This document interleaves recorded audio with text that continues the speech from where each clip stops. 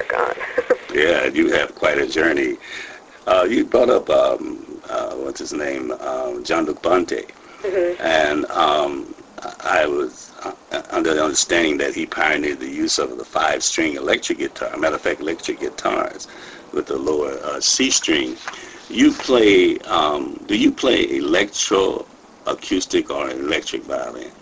I play acoustic. I used to play an electric violin. Of course, seeing Noel Pointer and Jean-Luc, they both had the electric, and I had the 5-string like he did with the lower string, and experimented with that. I tried to buy all this equipment, and it was fun when I was first starting. But then it came to a point where you're going to be serious about this music. Then, I wanted people to say to notice my playing and say, okay, she can really play. She's not using gimmicks to get over.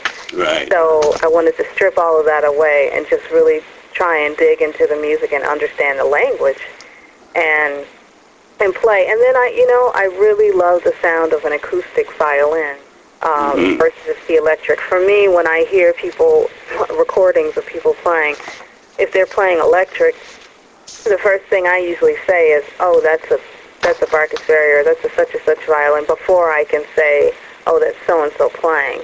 I feel like with the acoustic violin, I can hear the person's voice first, and that's what I'm interested in. I got you. How did you happen to play, I saw you quite a few times on TV with that Niccolo Paganini violin, and how did you happen to come about that? Well, a friend of mine in Genoa, where the violin resides, had this idea. He was visiting New York, and he heard a recording of a rehearsal my band had done with an orchestra. We were rehearsing some charts that John Clayton had written for us. And this friend Andrea said, it'd be a great idea to have you play a jazz concert, play some of these charts, but using Paganini's violin. And he went back to the community and approached the mayor, who was a big jazz fan, and he immediately said yes. All right. Just convincing the rest of the community.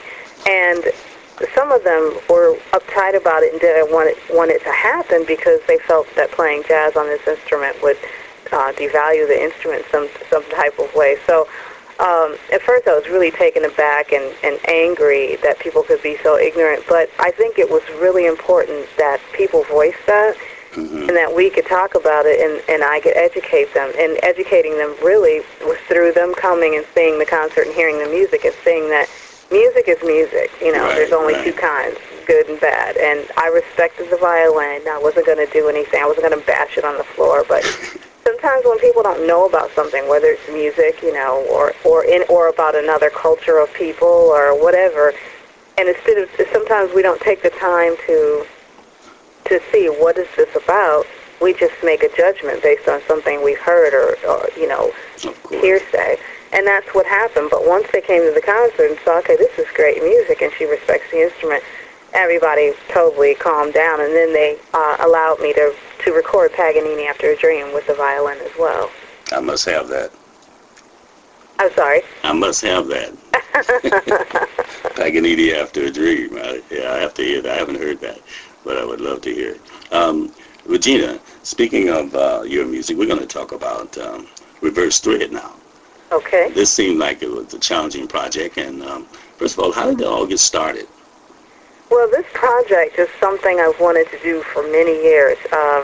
When I lived in Detroit, when I grew up in Detroit, there were many cultures there, so I was exposed to music from all over the planet without having to ever leave the country. And one culture of music, Middle Eastern music, I was really captivated by the sound, the use of the scales, the very different scales that they were using, and just traveling after that and hearing so much music all over the planet and noticing that in almost every music that exists, there's an instrument that the violin might be related to. So I think I was really drawn to the strings in all these different cultures of music. And years ago I wanted to do a quote-unquote world music record, but the record companies felt that it wasn't mainstream, it wouldn't get played on the radio, so it was something I had to just push to the back.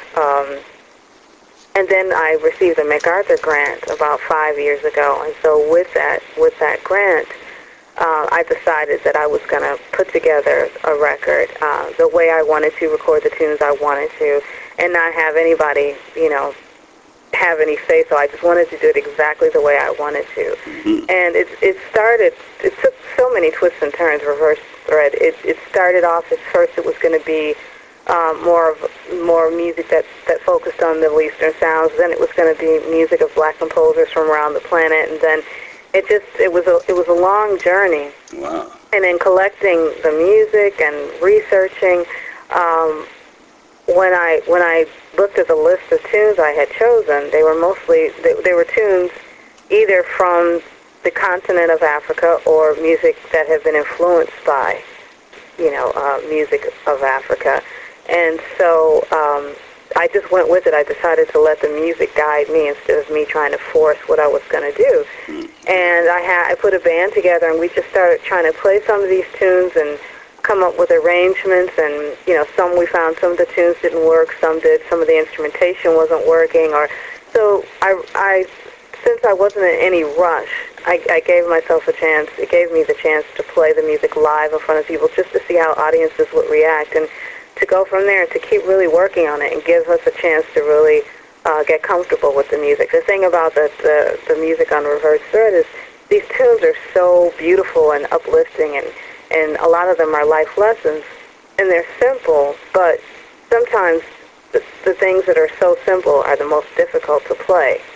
And I had to really work. That was one of my challenges, is not to overplay on these tunes, but to let their natural beauty come through. And that you did. Thank you. Go ahead. I'm sorry. No, I was just saying thank you. Okay.